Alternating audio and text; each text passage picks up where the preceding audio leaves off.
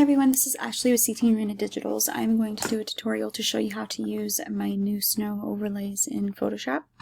I have in the listing that these are JPEG files and they do have a black background. All you have to do is simply change the blending mode from normal to screen in Photoshop to achieve the transparency.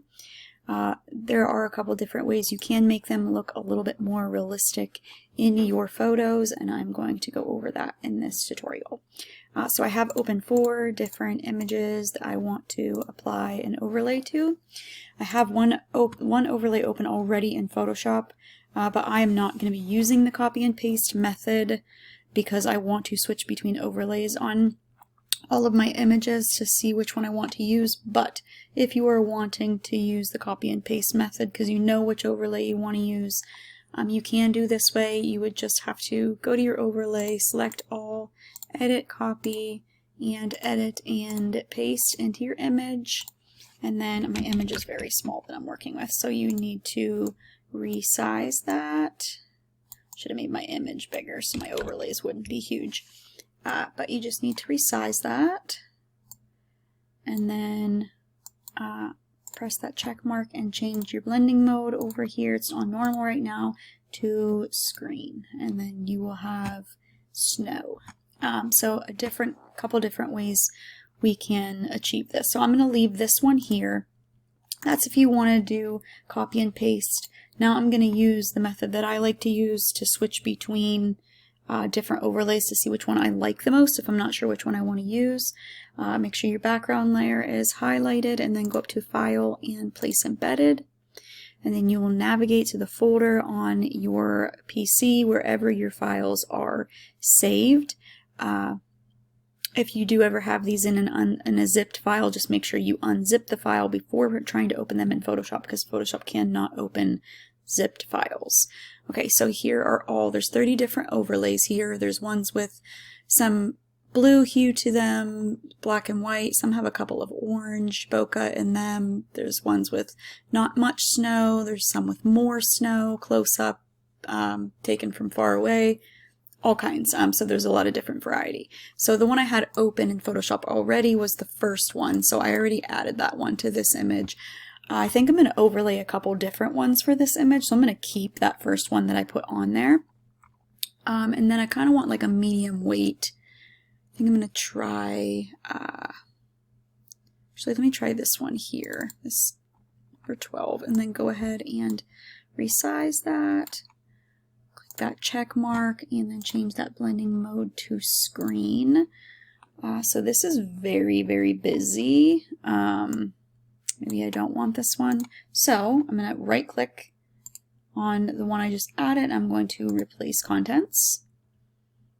I'm going to try maybe 14. Okay, that looks a lot better for this image at least. Okay, and then I'm going to go ahead and I'm going to merge these two because I want to keep these these overlays together. Highlight them both and merge layers, and then you just have to change that blending mode back to screen. So now as you can see, that made a whole completely new overlay. So layering and adding and merging your overlays together can create a whole new look as well. I'm going to create a layer mask on that layer. I'm going to grab a soft brush at 100% opacity, black brush, and I'm just going to brush it off their face. And I could be done with this image. Some of these snowflakes, if you zoom in, here you can see that some of them are a little bit more in focus. If you're wanting them to all just be a little bit more blurry, you can just go ahead and go up to Filter, Blur. Make sure you click on your layer there and not your layer mask. Filter, Blur, and Gaussian Blur, and you can just blur the whole thing just a little bit more, and that gives it a little bit more of a dreamy effect and makes it so the couple is most in focus. So I would be done with this one. If you wanted to, you come back over to your layer mask and make your brush a little bit bigger, lower your opacity to around 50%, and then you could brush off in certain areas like the sky so it's not as noticeable, or you could just play with your opacity and lower your opacity so it's not as noticeable. That's a way to make it a little bit more customized to your liking as well. Okay, this one I'm going to go up to File and Place Embedded. I kind of want a busy one for this one with like bigger snowflakes. Let's try 13 and see what that looks like. Just flip it here and resize it to my image. Okay, and change the blending mode to screen. This is pretty busy, but I kind of want that for this one. I'm going to lower the opacity on there just a little bit. And then I'm going to create that layer mask, and I think I'm going to brush a little bit off with around her face, and then 100% opacity, brush off. I don't want to brush off too much because I don't want it to be too noticeable that I'm brushing off just her face. And then I can even, now I don't know if I like it so much that I brushed a little bit off of her face. So I can go back and replace contents.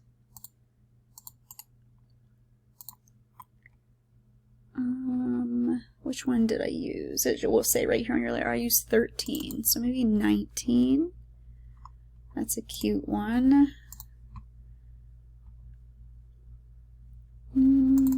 30. I like that one, but I want to add a little bit of blur, so I'm going to go up to Blur, Gaussian Blur. I like that one. I like how that one looks, and I like how it's quite a bit more blurred, but I'm going to up the opacity on it a little bit now too since I changed it. Okay, and I can be done, done with that one. If you want, when you're done applying all of your, if you're done picking the one that you want, let me change that back to screen, you can right click and, oh, since I merged it, it already did it. Here, let me go back to this one. If you're all done with it, sorry, I'm all over the place here. Go back. It says, so what lets you switch between that replace contents is because your layer is a smart object. So if you're having trouble, sometimes when you have a smart object in your layer, it limits you to what you can do to that layer. You just go to raster size layer, and then it takes away the smart object and you can apply more stuff to it. I have some people that use Photoshop in different languages having trouble with that, so I wanted to make sure I noted that in the tutorial. And then if you want to switch between them again, you just right click and convert to smart object, and then you can switch between them again. But when you switch to smart object, it's going to flatten that layer, so keep that in mind. Okay, next image. I have one of my newborns here. This is an older image that I did. I'm going to go up to File, Place Embedded. I kind of want more of like a whimsical, dreamy one for this one. So I'm going to do the bigger bokeh, or the bigger flakes with some of the bokeh in it. Let's try this one. This is the only one I think that has like actual like snowflake pieces in it. Okay, and change the blending mode to screen. And then I'm going to add a little bit of blur.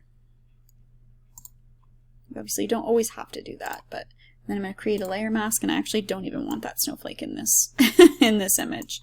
And then I'm just going to brush it off of her face, and I am done with that one. Okay, next. This is a close-up. This one's pretty cool. This one I have to be careful with because a lot of overlays, when it's a close-up like this, you really have to get the right one to look right. So I'm going to want a smaller, I think I want a smaller one. So Place Embedded, File, Place Embedded. I'm going to try 6. Resize, change your blending mode. This one actually looks really good the first time. Okay. Brush off, and you could leave it like this if you kind of wanted to overlay on her face. If you don't want it so bright, you could go to your adjustments and create an adjustment layer.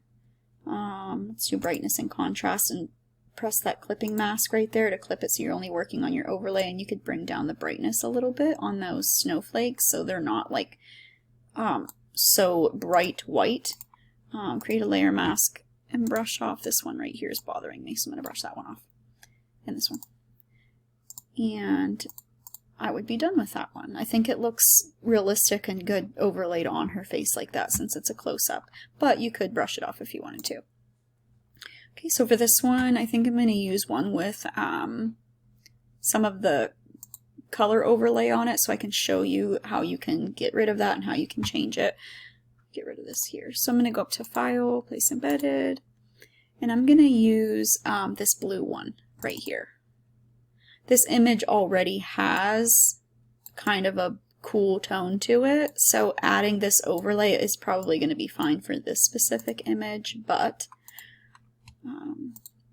so as you can see, like my initial image already had kind of like a tungsten tone to it, and so does this overlay. So I think this overlay works okay with it, but if you're not wanting any color on the overlay, or if you wanting to change the color, so I'll do change the color first. You can add a hue saturation layer and click that right there to create that clipping mask, so we're only working on the snow overlay, and you can slide your hue slider. And I don't know if you want to do like purple or anything, but if you wanted to like a golden light color instead, this would be a good option if you kind of wanted to add a little bit more color that way. Create a clipping or layer mask there and brush it off their face real quick so I can see a little bit better how this is going to look as the final. And I would probably add, which you don't have to do any of this. This is just my style. Some people are like, well, I don't want to adjust it. You don't have to. This is just my style for editing my photos. Okay, and then I could be done with that one if I wanted that kind of that tone in there. If you do not want that, so I'm going to go ahead and I'm going to merge these real quick. Change that blending mode back to screen. Just go over to your adjustments, and if your adjustments aren't over here, they might be, you can go up to your layer up here and go to your layer adjustments. If you want them over here, just go to your window and make sure adjustments is selected there, and it'll add it over here. Add a black and white layer, and then select that and your overlay layer, and go ahead and merge those two. And then change your blending mode back to screen. And now it's a black and white layer, and it got rid of the color on there. Okay, as you can see all black and white. It kind of doesn't look like it because my initial image has some kind of matching tones, but it did change it to black and white. If you open your overlay separately in Photoshop, you can do it here as well. Say this one had like a, actually we'll go ahead and open this one. This one kind of has a blue tone to it. If you want to just add a black and white layer to that and then flatten it and then copy and paste that into your image, it wouldn't have that blue hue over it if you didn't want that. And I think that's all. You can make them bigger for a different look, completely different overlay look, or if you wanted the flakes bigger, you can obviously create the layer mask and brush off whatever you don't want. You can overlay multiple snow overlays like we did on this one to get a completely different look. So there's already 30 files is a lot for overlays, but you can create even more different ones. Just want to mention that you can create as many overlays as you want to use for personal use. Please remember that none of my digitals are for commercial use, and you cannot use these to resell or share as is or in part, which just means that you cannot create different overlays with these overlays and then sell or share them either. But if you have any other questions, you can send me a message if you are a studio photographer. I would love for you to join my group on Facebook. I will link it in the description. If you want more free tutorials like this, be sure to subscribe to the YouTube channel so you can get notified when new videos are added.